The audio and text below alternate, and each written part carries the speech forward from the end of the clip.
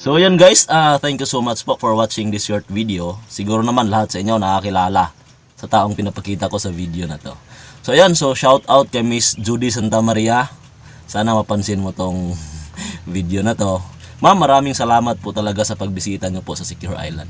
Nang dahil po sa pagpunta mo, first time ko pong na-experience ang may sama sa vlog na isang napakagaling, napakasikat at napakagandang artista.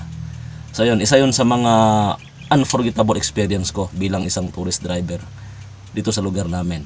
Ayan, so although hindi man ako yung nag-guide sa iyo, nag-drive sa inyo, pero isang napakalaking karangalan para sa aming mga simpleng netizens na makasama ang isang napakasikat at napakagandang artista. So yan, sana po magkita pa tayo ulit. Ayan, so shout out din sa aking mga kaibigan na patuloy na sumusuporta sa aking channel. To Miss Anako Vlog, thank you so much po talaga sa suporta mo. Ka Mr. Bartolome Kiula, ang mahiwagang dancer. Ayun, ang lupit mong sumayaw, bro. Kay Miss Jane Namia of Albay. Kay Miss Daisy Vlogs of Taiwan. Kay Miss Nelly Pakarat of Singapore. Anto Nicole. Hi Nicole. And sa aking mga kaibigan din, baka magtampo yun. Tagal lang nag-request yun. Sa aking mga kaibigan dyan sa Iligan, to Mr. Kim, Alexis Quijano, to Chacha, to Grace, to Ariel, to Gistone, and to Kim Bayot. Salamat guys.